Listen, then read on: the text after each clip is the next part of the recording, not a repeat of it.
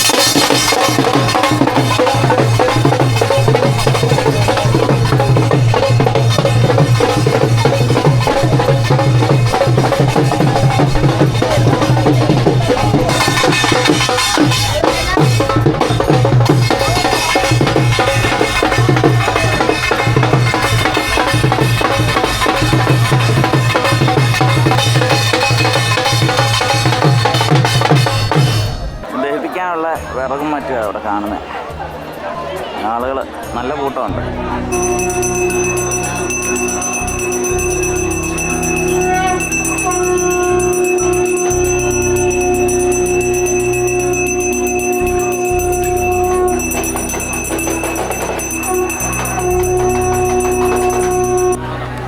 എൻ്റെ ഒരു കൈ പൊങ്ങി വന്നുണ്ടോ തേയിപ്പിച്ചിട്ട്.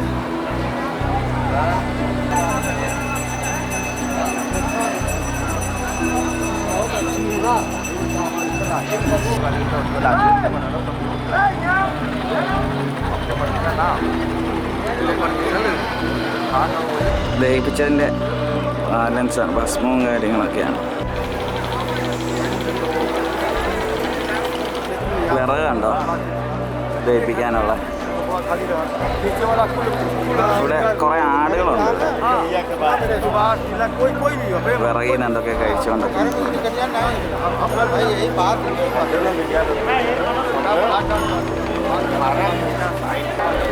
നമ്മളിപ്പോൾ ഹരിചന്ദ്രഘട്ടിലാണുള്ളത്. മണികർണികയിലും ഇതുപോലെ ദഹിപ്പിക്കുന്നുണ്ട്, ഹരിചന്ദ്രഘട്ടിലും ഉണ്ട്. ഇവിടെ തിരക്ക് കുറവായതുകൊണ്ട് ഞങ്ങളിവിടെ വന്നാണ് ഇത് എടുത്തിരിക്കുന്നത്. ഒരാളുടെ കാലാണ് നിങ്ങൾക്ക് കാണാവുന്നത് ദഹിപ്പിച്ചുകൊണ്ടിരിക്കുന്നത്.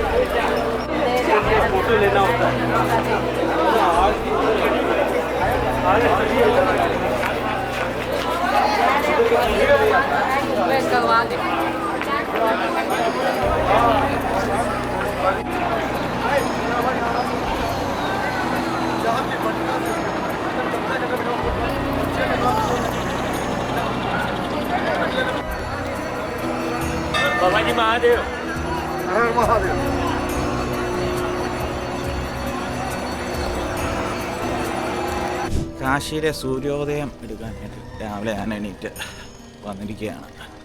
6:30 ആകുന്നു. ഇവിടെ ഉദയം കുറച്ച് ലേറ്റാണെന്നുള്ളൂ കേരളത്തിനെക്കാട്ടിലും. അതോ മഞ്ഞുകൊണ്ട് കാണാത്തതാണ് എന്താണെങ്കിലും. എന്തായാലും ജസ്റ്റ് സൂര്യൻ്റെ ഉദയം കണ്ടില്ലെങ്കിലും വെട്ടം വീണ് മറ്റൊന്ന് കാണാൻ പറ്റും.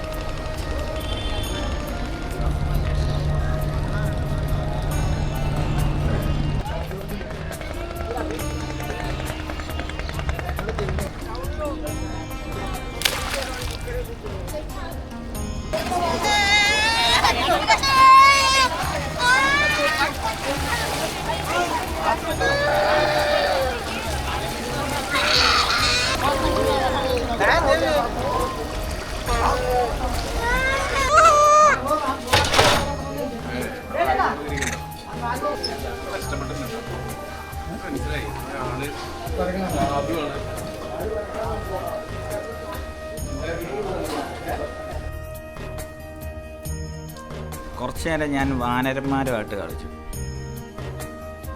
സെൽഫി എടുക്കുന്നോ? ഒഴിവുണ്ടോ? വടയല്ല, നമ്മൾ സ്റ്റോക്ക് വെച്ചോണ്ടിരിക്കുന്നു. നമുക്കിനി മേടിച്ച് കുറച്ച് വെക്കാം സ്നാക്സ്. ശിവായ പരാക്രമം പാവം ഭക്തരോടും ഇത് നമ്മുടെ മുഖ്യനുൾപ്പെടെ അറിയാൻ വേണ്ടിയുള്ള ഒരു പരാധീനതയാണ്. ട്രാവൻകൂർ ദേവസ്വം ബോർഡിന് 250 വർഷങ്ങൾക്ക് മുമ്പ് 4000 സ്ക്വയർ ഫീറ്റുള്ള ഒരു ഗസ്റ്റ് ഹൗസ് അല്ലെങ്കിൽ സത്രം, ഇത് കേരളത്തിലെ ഭക്തർക്ക് വാരണാസിയിൽ വന്നാൽ അലഞ്ഞു തിരിയാതെ കിടക്കാൻ ഉള്ള എല്ലാ സൗകര്യങ്ങളും ഉണ്ട്. പണ്ട് രാജകുടുംബത്തിൻ്റെ വക നടക്കുമ്പോൾ അവരിവിടെ കുംഭമേളയ്ക്കും മറ്റും വരുമ്പോൾ താമസിക്കാനും വാരണാസി ദർശനത്തിനും കാശിനാഥ ദർശനത്തിനും ഉപയോഗിച്ചിരുന്ന ഈ സത്രം വർഷങ്ങളായിട്ട് ഇടിഞ്ഞു പൊളിഞ്ഞു കിടക്കുകയാണ്. രാഷ്ട്രീയപരമായിട്ട് ഇതിനെ കാണാതെ നമ്മുടെ ജനങ്ങൾക്ക് ഇതിനെ പ്രയോജനം ഉണ്ടാവണം. രാഷ്ട്രീയങ്ങൾക്ക് അതീതമായിട്ട് ഒന്നുകിൽ ഇത് വാടകയ്ക്ക് കൊടുക്കുക, ഇല്ലെന്നുണ്ടെങ്കിൽ ഇത് ആർക്കെങ്കിലും ഉപയോഗിക്കാൻ പാകത്തിനാക്കുക. ഇത് ഒരു രാജ്യദ്രോഹമാണ് ചെയ്യുന്നത്. അതുകൊണ്ട് മുഖ്യനെങ്കിലും ഇടപെട്ട് മറ്റുള്ള നൂലാമാലകൾ ഒഴിവാക്കി അദ്ദേഹം ഏതെങ്കിലും ഒരു കാര്യത്തിൽ ഇടപെട്ട് കഴിഞ്ഞാൽ 24 മണിക്കൂറുകളിൽ നടക്കുമല്ലോ.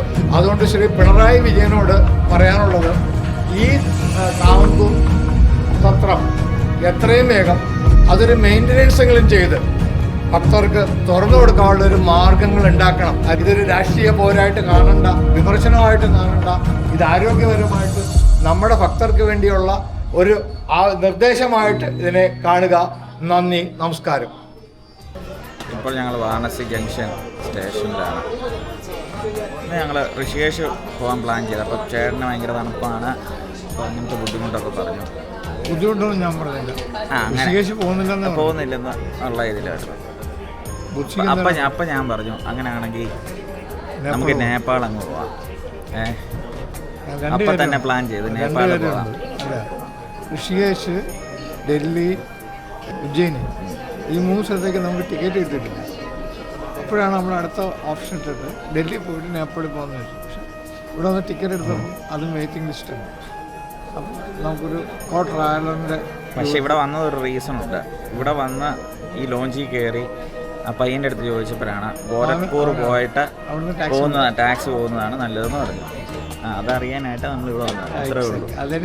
നമുക്ക് സമയം നഷ്ടമൊന്നുമില്ല.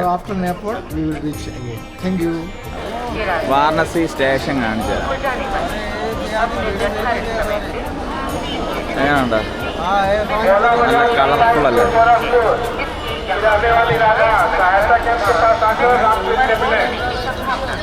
വാരണാസിയിൽ പേയ്മെൻറ്റ് ചെയ്തിരിക്കാൻ പറ്റുന്ന ലോഞ്ചാണത്. AC-യാണ്. ചാർജിങ് ബോട്ടും കാര്യങ്ങളും ഉണ്ട്. കോംപ്ലിമെൻ്ററി ആയിട്ട് ടോയ്ലറ്റും കാര്യങ്ങളൊക്കെ ഉണ്ട്. ഇവിടെ per hour 100 rupees, after 1 hour per hour 50 rupees. First entry 200 rupees. First entry 200, പിന്നെ ഈച്ച് അവർ 50 റുപ്പീസ്. ചേട്ടനൊക്കെ ഇരുന്ന് റിലാക്സ് ചെയ്തിരിക്കുകയാണ്. ഇവിടെ ഒരു കുളിക്കാനൊക്കെ പ്ലാൻ ഇട്ടിട്ടുണ്ട് അല്ലേ? ഇനി ബാഗും തൂക്കി നടക്കാൻ വയ്യ ഞങ്ങൾക്ക്. ഇവിടെ ഒരു കുറച്ച് നേരം ഇരുന്നിട്ട്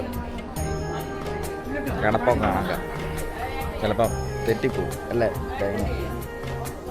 ഇവിടുന്ന് ഞങ്ങൾ നേരെ ഗോരഖ്പൂർ, ദെൻ ടു നേപ്പാൾ.